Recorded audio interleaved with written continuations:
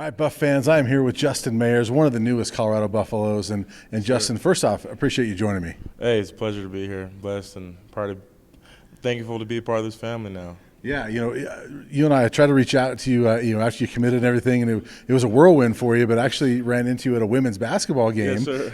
And you said, let's get this done. And so here we are chatting about you being one of the newest Buffs. And let me just start there. You mentioned how excited you are. Why are you excited about being a Colorado Buffalo? I mean, who wouldn't be? I mean, the culture here, the city's amazing. Coaching staff's amazing.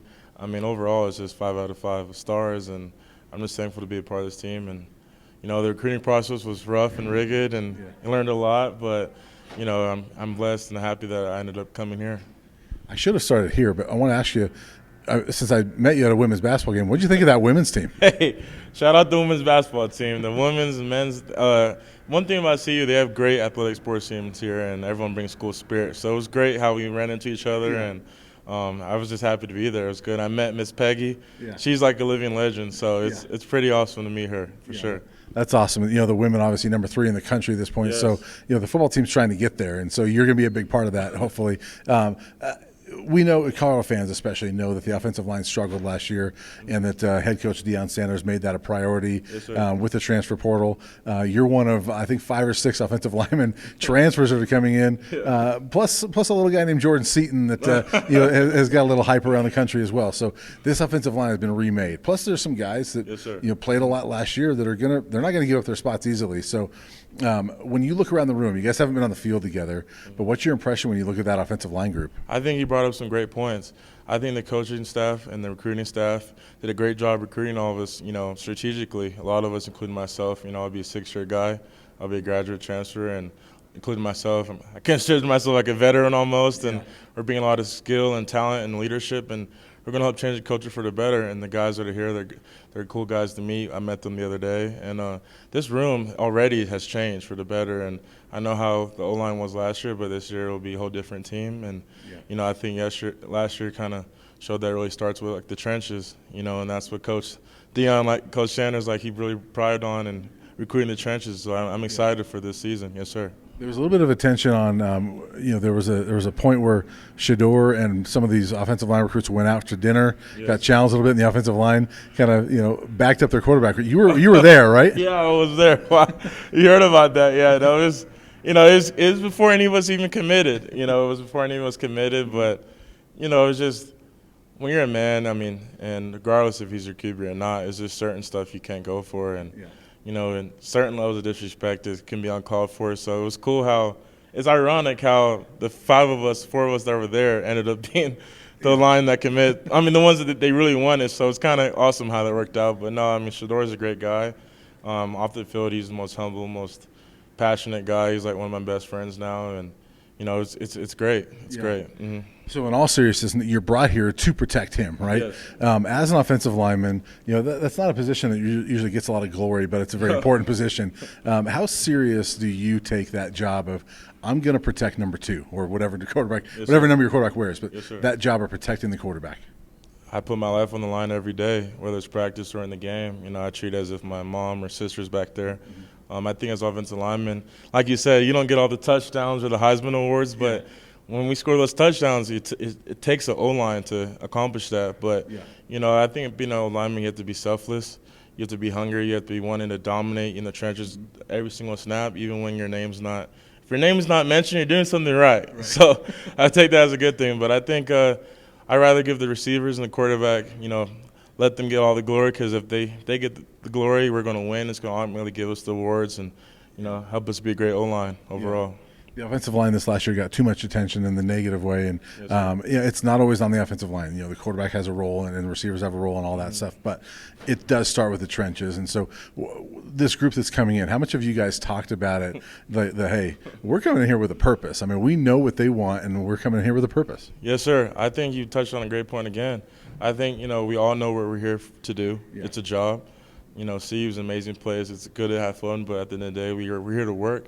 And we're here to get the job done, protect too, help this team make it to a championship, a bowl game, and because that's what this team is capable of. If you look at all the stars we have on this team, all the accolades, and athletic ability is is limitless. Yeah. So I think now that we got the pieces, as an O-line, we came in here, we changed the mindset.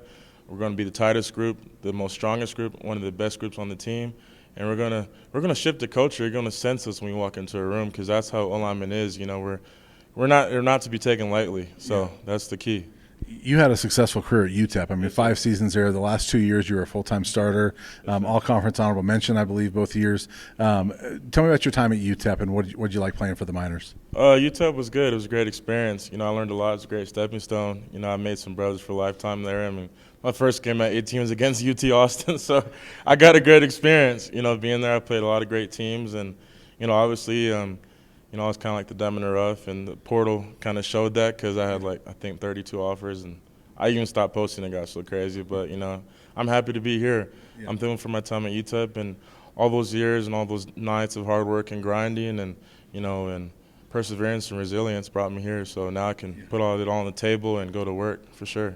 Yeah, and you mentioned there's a lot of guys like yourself around the country that maybe get more attention through the portal than they got out of high school, and it's sort of that second opportunity. Yes, sir. What's it been like for you, getting that attention? I mean, when you go in the portal, you get 32 offers, and you didn't get that out of high school, right? So No. What was that like for you? It's crazy because, like we said, O-lineman, you don't get any hype or all the photo shoots and the glitz and glam and all the records and stuff, but this kind of shows how the market is nowadays, how good O-linemen and veteran linemen like myself are really needed. Yeah. And I think CU was a place that really emphasized that.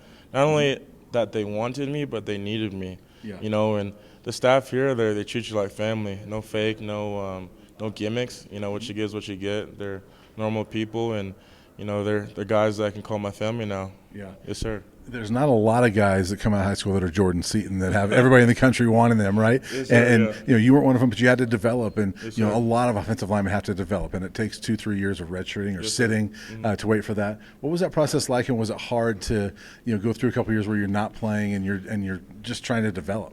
I think that time you could take for granted. It's crucial. Those times of developing and becoming a man and as a player, it's humbling, but it makes you work harder.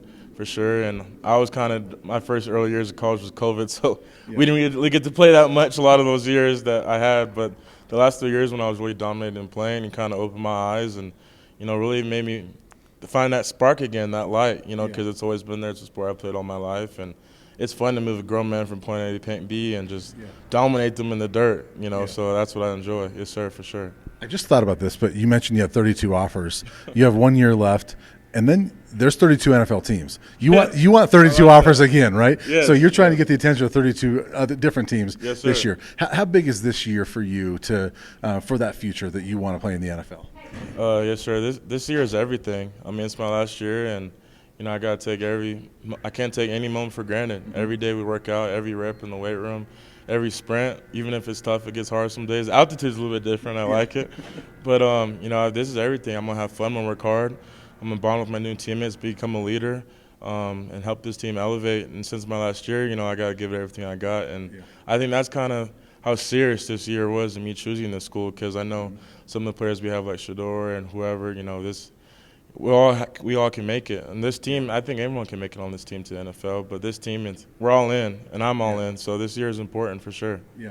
You played guard at UTEP. Is that where you project to play here? Yes, sir. I'll be playing guard here. Yes, sir. Do you have a preference, left or right side? I can do both. I think they have me at left right now, but, whatever helps the team. I'm definitely playing guard, but if I need to play right guard, but I think playing left will help me and Jordan. I can get him right a little bit, and we can dominate because he's a talented player. So, I'm just happy to have a great coach like Coach Gunner and Coach Phil. They're great guys, and they're new to this program. So, like I said, this year is big for everybody. Right. His first year here and my last year here, so we always kind of want to work together and make each other right. Yes, sir. Do you snap at all? No, sir, I don't. Okay. No. All right. So that's not an option for you? No, not an option, not an option. So you're strictly guard because yes, you're probably not the height. You're 6'3", I believe, right? I'm 6'3.5", yes, sir. So not really ideal tackle height. So you're probably that guard, right? Oh, yes, sir, I'm guard. Killing this process was kind of reassuring because every school, they wanted me at guard as well, including CU, obviously, and a lot of NFL scouts, they believe I can play guard, and they see me playing guard in the league, so it's just reassuring. But, it's different, this process when you've always believed in yourself and you work hard and it's going to pay off. But this process really proved that other people see that in you, and they're willing to invest time and everything into you. Yes, sir. You mentioned Coach Phil. Phil Lodeholt is the new offensive line coach here. Not a ton of coaching experience yet, but he was just recently in the NFL and played a number of years in the NFL. What kind of impact does that have on young players like yourself that you're going to be coached by a guy who was just there a few years ago? Yes, sir. It's everything. He was in the NFL for, I think, almost 9 years. It was like the highest paid tackle, I think, for like 3 years or something like that. You made history. And it's crazy because I had met him 2 years ago when my old school and I played OU. So it's crazy how full circle everything is. But I'm fired up. He's bought in. He set the tone. He set the table. He set the demands and how we're going to get Joe Moore. That's the type of mindset we have to have, be dominant. But he's a great man, great coach, and I think him having such recent experience is going to really benefit all of us because he can give us those little tiny details that help us separate, especially when we get into NFL room and you have to call the plays and stuff like that for sure.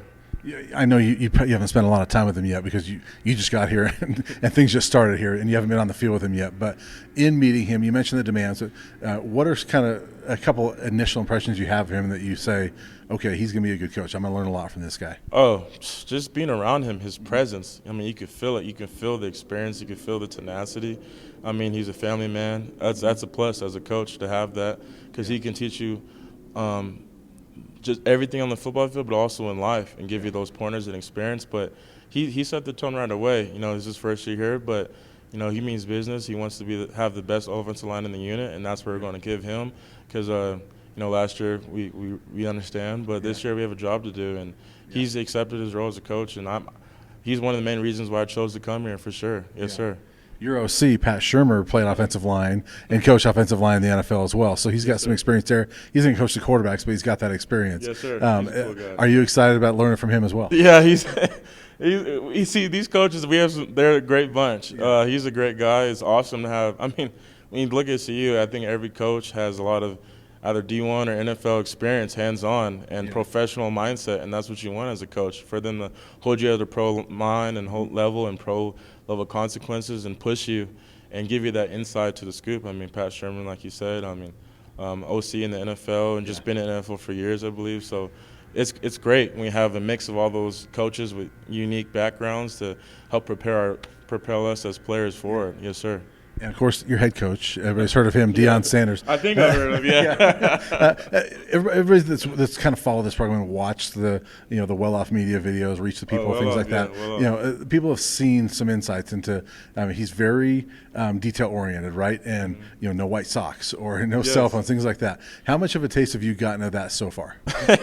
Okay, first, he's a great man. I mean, on my visit, he's a Hall of Fame, obviously, player, but he didn't even have that. He's so humble but so passionate, driven, and his mindset is different than a lot of the coaches, which makes him so successful. And those little things like the socks, like you said, that's preparing us for the pros, because a lot of our coaches, they were in the NFL for so long, and that's how the NFL treats their guys. So I mean, we all get team issue socks, so all we gotta do is wear the socks, so it's easy. But yeah, it's great. The details matter, especially as offensive linemen. The small things is going to make the biggest impacts in life. So that's important. Wear the right socks, leave your cell phone in the locker room, and show up on time. No, show up on time. Yes, sir. And I think as an older guy, I've kind of gotten used to showing up early anyway, so it's nothing. And his team meetings, his first meeting we had was just as soon as you walked in the room, you just felt the energy just shift.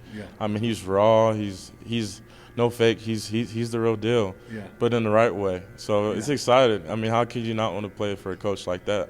Yes, sir. And then last thing for you, you grew up in California. You were born in California, lived there till you were about 15, you said, then moved to Texas. Yes, sir. And then your first full weekend here is like record low temperatures, like 15 below zero. How did you like that?